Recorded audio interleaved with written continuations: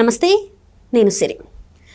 నిన్న మనం చూసుకున్నట్టయితే మెగాస్టార్ చిరంజీవి గారు అయితే బ్రహ్మ ఆనందం సినిమాకి అంటే ఏదైతే ప్రీలీజ్ ఈవెంట్ ఉందో దానికైతే అటెండ్ అవ్వడం జరిగింది యాజ్ ఏ చీఫ్ గెస్ట్గా.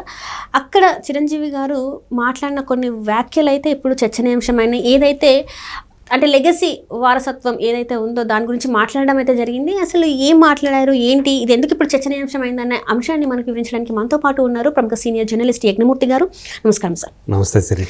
సార్, ఇప్పుడు చూస్తుంటే మెగాస్టార్ చిరంజీవి గారు కొన్ని వ్యాఖ్యలు చేశారు బ్రహ్మానందం ప్రీ రిలీజ్ ఈవెంట్లో. అవి ఆ మాటల్ని అసలు మనం ఎలా తీసుకోవాలి సార్? అసలు మెగాస్టార్ గారు అసలు అట్లాంటి మాటలు మాట్లాడతారా అని చెప్పేసి కూడా ఒక్కొక్కసారి ఆలోచన వస్తుంది. అంత పెద్ద వ్యక్తి ఎందుకు ఇలాంటి లెగసీ వారసత్వం గురించి మాట్లాడడం ఏంటి అని కూడా ఒక చర్చ కూడా నడుస్తుంది. దీన్ని అసలు మనం ఎలా చూడాలంటారు? అంటే వారసత్వం అంటేనే అది అంటే ఆ మగవాళ్ళకి పరిమితమైనటువంటి విషయంగా మార్చేశారు. ఎందుకంటే మనది పురుషాధిక్య సమాజం కదా. ఒకప్పుడు మనకు తెలుసు కన్యాశుల్కం అని ఉండేది. అంటే రిటర్న్లో అమ్మాయికి డబ్బులు ఇచ్చేసి అంటే అప్పుడు ఎందుకు వచ్చింది కన్యాశుల్కం అంటే వయసు మళ్ళిన వాళ్ళు అంటే తాత వయసు ఉన్నవాళ్ళు ఎక్కువగా మళ్ళీ పెళ్లి చేసుకోవాలంటే ఆడపిల్లల్ని అంటే అప్పుడే యవ్వనంలోకి అడుగుపెట్టిన వాళ్ళు ఇంకా బాలికల్ని యవ్వనం కూడా రాని బాలికల్ని రజస్వల కూడా కాని వాళ్ళని కూడా శుల్కం ఇచ్చి అంటే డబ్బు ఇచ్చి కొనుక్కునే రకమైనటువంటి కొనుక్కోవటమే కదా అది, అమ్మాయిని భార్యగా చేసుకోవటం ఇలాంటి సంప్రదాయం ఉండేది. అది చాలా అనాగరికం అని చెప్పేసి తర్వాత దాన్ని వదిలించేసుకున్నారు. ఆ తర్వాత వరకట్నం అనేది వచ్చింది. అంటే అమ్మాయిలే అబ్బాయిల్ని అంటే కావాలంటే వరుడు కావాలంటే కట్నం అనేది చెల్లించాలి, డబ్బులు చెల్లించాలి. దానికి కట్నం అనేది పెట్టారు. వరకట్నం అనేది వచ్చింది. తర్వాత కన్యాశుల్కం, వరకట్నం. సో ఇప్పుడు కూడా ఇప్పుడు ఆ వరకట్నం అనేది చలామణిలో ఉన్నప్పటికీ కూడా గతంతో పోల్చుకుంటే చాలా వరకు తగ్గిందని చెప్పాలి. కొన్ని సమాజాల వాళ్ళు అంటే కొన్ని తెగల వాళ్ళు కానివ్వండి, కొన్ని జాతుల వాళ్ళు కానివ్వండి, కొన్ని కులాల వాళ్ళు కానివ్వండి, ఇప్పుడు చాలా వరకు ఆ కట్నాలు అడగట్లేదు. ఎందుకంటే అమ్మాయిలు కూడా ఈరోజు చదువుకొని ఉద్యోగాలు చేస్తూ ఉన్నారు. చదువుకున్న అమ్మాయి, ఉద్యోగం చేసిన అమ్మాయి అయితే చాలు, ఎడుదరికి ఆ అమ్మాయి కూడా సంపాదిస్తుంది కదా, ఇక కట్నంతో పని ఏమిటి అనేటువంటి పరిస్థితి వచ్చేసింది. అంటే చదువుకొని ఉద్యోగాలు చేసే వాళ్ళలో ఆ కట్నాలు తగ్గిపోయాయి. కాకపోతే కొంతమంది అడగకపోయినప్పటికీ కూడా మన అమ్మాయికే కదా మనం ఇచ్చుకుందామని చెప్పేసి వాళ్ళు ఆ అమ్మాయికి సంబంధించి ఏదైనా ఆస్తులు ఉంటే రాయటమో లేదా గోల్డ్ లాంటిది ఏదైనా ఉంటే ఇవ్వటమో ఇలాంటివి చేస్తూ ఉన్నారు. అంతే తప్ప డిమాండ్ అనేది చాలా వరకు తగ్గిపోయింది. అంటే చదువుకున్న సమాజాల్లో, ఉద్యోగాలు చేసే సమాజాల్లో డిమాండ్ చేయడం అనేది తక్కువైపోయింది. ఇంకా చెప్పాలంటే ఈరోజు అమ్మాయిలకే ఎక్కువ డిమాండ్ ఉందని చెప్పాలి. ఇప్పుడు నేను చూస్తున్నాను మళ్ళీ కన్యాశుల్కం రోజులు ఏమైనా మళ్ళీ రాబోతున్నాయా అన్నట్టుగా కొన్ని ఇన్సిడెంట్స్ మనకు కనిపిస్తూ ఉన్నాయి. అలాంటి పరిస్థితుల్లో ఇప్పటికీ కూడా ఇంకా ఆ పురుషాధిక్య భావజాలం ఏదైతే ఉందో అది మనల్ని వారసుడు అనే దాన్ని పట్టుకొని వేలాడుతూనే ఉంటారు. అది ఆయన ఎంత పెద్ద పేరు ప్రఖ్యాతులు కలిగిన వాడైనా సరే అది నరనరాల్లో జీర్ణించుకుపోయి ఉంటుంది కదా, అది తప్పని వాళ్ళకి అనిపించదు. అందువల్ల అది యథాలాపంగానో కాకతాళీయంగానో అంటాం కదా, అలా అసంకల్పిత ప్రతీకార చర్య టైప్లో వచ్చేస్తుంది అనమాట వాళ్ళకి. అసంకల్పితంగానే వచ్చేస్తా ఆ మాటలో. తాము అన్న మాటలలో అది విజ్ఞత ఉందా, అది మన మాటలు పురుషాధిక్యాన్ని ప్రదర్శిస్తున్నాయా, ప్రతిబింబిస్తున్నాయా అనేది కూడా వాళ్ళకి ఆ స్పృహ ఉండదు అప్పుడు అసలు మనకి. అలా ఇప్పుడు చిరంజీవి గారు చేసినటువంటి వ్యాఖ్యలు ఏవైతే ఉన్నాయో బ్రహ్మ ఆనందం అనే సినిమా ప్రీ రిలీజ్ ఈవెంట్లో, అందులో ఆ బ్రహ్మ ఆనందం అనే సినిమాలో నిజ జీవితంలో తండ్రి కొడుకులైనటువంటి బ్రహ్మానందం గారు, ఆయన కొడుకు గౌతమ్, వీళ్ళిద్దరూ ఆ సినిమాలో తాత మనవడుగా నటించారు. సో ఈ వారం అది రిలీజ్ ఈ వారమే అది మన ముందుకు రాబోతోంది. సో దానికి చీఫ్ గెస్ట్గా ఆ ప్రీ రిలీజ్ ఈవెంట్కి చీఫ్ గెస్ట్గా వచ్చినటువంటి చిరంజీవి గారు, ఎందుకంటే బ్రహ్మానంద గారికి ఆయన చాలా సన్నిహితులు. ఈయన ఆ వ్యాఖ్యలు చేయటం అంటే ఆ లెగసీ అనే వచ్చినప్పుడు ఆయన రామ్ చరణ్ ఉద్దేశించి వరే ఇంకొక అబ్బాయిని అంటే మళ్ళీ రెండోసారి ఒక అమ్మాయిని కన్నారు, క్లీంకార్ అనే పేరు పెట్టుకున్నారు రామ్ చరణ్ ఉపాసన దంపతులు. సో ఇప్పుడు మళ్ళీ అంటే ఆ ఒక్కరితో ఆపొద్దు, ఎందుకంటే నా చుట్టూ ఇంట్లోకి వెళ్తే వాళ్ళ ఇంట్లో అందరూ కూడా అమ్మాయిలే. అంటే ఆయనకి మనవాళ్ళే అంత మనవాళ్ళ కంటే మనవరాళ్ళే ఎక్కువ మంది ఉండారు కుటుంబంలో. ఈవెన్ పవన్ కళ్యాణ్ గారి పుత్రుడు ఉన్నప్పటికీ కూడా అకిరనందను. సో మన పరిస్థితి తెలుసు వాళ్ళు ఉన్నటువంటి పరిస్థితులు. సో ఇప్పుడు ఆ ఇంట్లో అందరూ కూడా నా చుట్టూ అంతా కూడా అమ్మాయిలే కనిపిస్తూ ఉంటారు. సో అందుకని ఒక అబ్బాయిని కనరా, మన లెగసీ కూడా కంటిన్యూ అయినట్లు ఉంటుంది అని మళ్ళీ ఒకవేళ ఆ ఉపాసన గనక మళ్ళీ గనక ఆ అమ్మాయికి అదేమంటారు ప్రెగ్నెన్సీ వస్తే కనుక మళ్ళీ అమ్మాయికి అంటుందేమోనని భయం కూడా ఉందని కూడా ఆయన అన్నారు.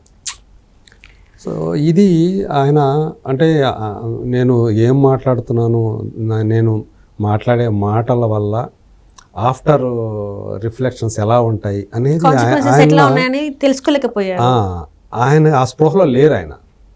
అంటే ఎంతసేపు ఏంటంటే మన లెగసీ అంటే మగవాళ్లే కదా కంటిన్యూ చేసేది, ఆడవాళ్ళు కాదు కదా అనేటువంటి భావజాలం ఇంకా మనలో ఏ స్థాయిలో జీర్ణించుకుపోయి ఉంది అనటానికి చిరంజీవి గారి ఆ మాటలే ఒక ఉదాహరణగా మనం చెప్పుకోవచ్చు. మళ్ళీ అమ్మాయి పుడితే రెండోసారి కూడా అమ్మాయి పుడితే వద్దా?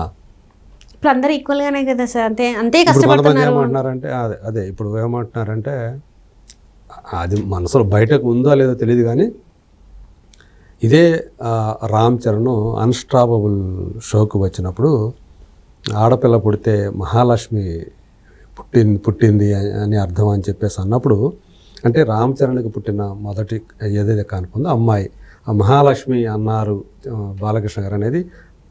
చిరంజీవి గారు అయితే ఎలా అన్నారు, అదే బాలకృష్ణ గారు అయితే ఎలా అన్నారు అని చెప్పేసి ఇలా దాన్ని మ్యాచ్ చేసి ఒక వీడియో కూడా వైరల్ చేస్తూ ఉన్నారు.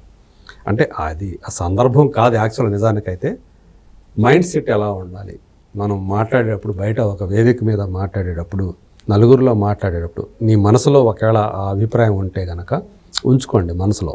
మీ ఇంట్లో వరకు మాట్లాడుకునేటప్పుడు మాట్లాడుకోండి, కానీ పబ్లిక్ వచ్చేటప్పుడు దాని ప్రభావం వేరే ఉంటుంది. అంటే ఎంత అమ్మాయిలు పుట్టినప్పటికీ కూడా అబ్బాయి కూడా మనకు ఉండాలి, మన వారసత్వం అనేది అబ్బాయితోనే ఉంటుంది అమ్మాయితో కాదు అని ఒక మెగాస్టార్ లాంటి ఒక ఇమేజ్ ఉన్నటువంటి వ్యక్తి నోటి నుంచి వచ్చినప్పుడు ఆయన్ని అభిమానించే వాళ్ళు కూడా దానికి ప్రభావితులు అవుతారు, ఖచ్చితంగా అవుతారు. సో ఇది ఆ జ్ఞానం అనేది వాళ్ళలో ఉండాలి.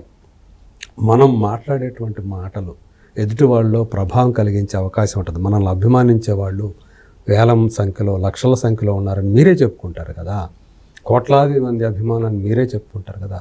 మరి వాళ్ళలో ఏ కొద్ది మంది ప్రభావితమైనా కానీ అవి ఎంత అనర్థానికి ఇప్పటికే ఆడవాళ్ళ మీద అఘాయిత్యాలు ఆగట్లేదని చెప్పేసి ఒక పక్క అవుతూనే ఉన్న సందర్భంలో మళ్ళీ ఇలాంటి వ్యాఖ్యలు అనేవి కొంచెం మెగాస్టార్ రేంజ్లో ఉన్న ఒక వ్యక్తి మాట్లాడుతున్నారంటే అది అదే కొంచెం అంటే ఆడ మగ అని వేరు చేసి ఆయన కొంతమంది అదే ఆయన్ని ట్రోల్ చేస్తున్నారు.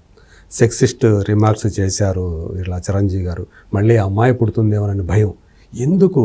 అమ్మాయి పుడుతుందని మళ్ళీ భయం ఎందుకు? అమ్మాయి పుడితే అదొక ఏమన్నా తప్ప? మళ్ళీ అమ్మాయి పుడితే అంటే నీకు వారసుడు మాత్రమే కావాలా? నీ లెగసీ అనేది ఇవాళ రోజుల్లో ఇంటి పేరు కూడా మారట్లా ఆడపిల్లలకి.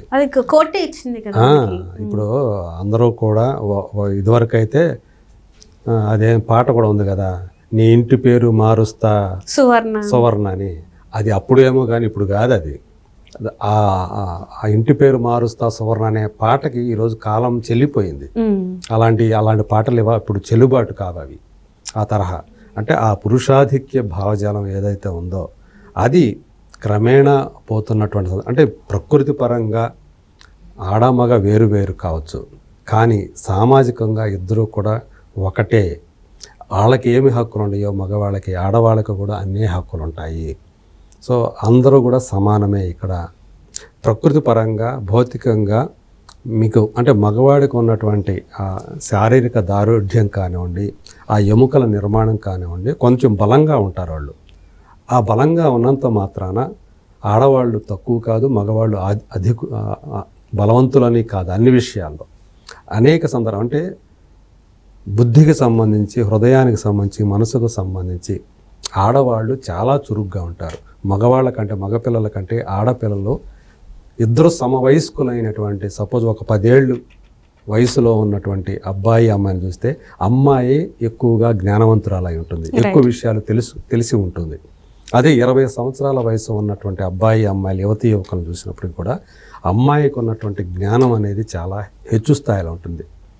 సామాజికంగా కూడా వాళ్ళు ఎక్కువ పరిణతితో ఉంటారు. అది వాళ్ళకి సహజంగా వచ్చేటువంటి గ్రాస్పింగ్ పవర్ అనేది చాలా మగవాళ్ళ కంటే కూడా అమ్మాయిలకి ఎక్కువగా ఉంటుంది. ఇది గమనించాలి. ఇది సో చిరంజీవి లాంటి ఒక స్టేచర్ ఉన్న వ్యక్తి 10 మందిలో ఉన్నప్పుడు ఒక పెద్ద అన్నీ కూడా కొన్ని వేల లక్షల కళ్ళు మనం వాచ్ చేస్తూ ఉంటాయి త్రూ టీవీ కానివ్వండి, అది మీరు విజువల్ మీడియా మమ్మల్ని చూపిస్తూ ఉంది. దాని ద్వారా చేతులలో ఫోన్స్ ఉన్నాయి కాబట్టి వెంటనే అన్ని చేస్తూనే ఉంటాయి మనకి. అలా కొన్ని లక్షల చేతుల్లో మీరేం మాట్లాడారో చూస్తూ ఉంటారు, మిమ్మల్ని వాచ్ చేస్తూ ఉంటారు. సో అలాంటప్పుడు చాలా జాగ్రత్తగా మాట్లాడాలి. సో అందు గురించే ఆయన ఇప్పుడు ట్రోలింగ్ గురవుతున్నారు. ఇది ఒకటే కాదు, మిగతా కొన్ని అంశాల వల్ల కూడా చిరంజీవి గారు ఆయన కొంచెం అంటే స్పృహలో ఉండి మాట్లాడాలి, ఆయన ఇంకొంచెం మరింత మెలకువతో మాట్లాడాలి అనే అభిప్రాయాన్ని సామాజికవేత్తలు అలాగే విఘ్నులైన వాళ్ళు సూచిస్తూ ఉన్నారు. మరి రాబోయే రోజుల్లో చిరంజీవి గారు తను ఏమైనా మాట్లాడదలుచుకుంటే అదర్ దాన్ సినిమా చాలా జాగ్రత్తగా మాట్లాడాలి. Right, thank you so much. Thank you.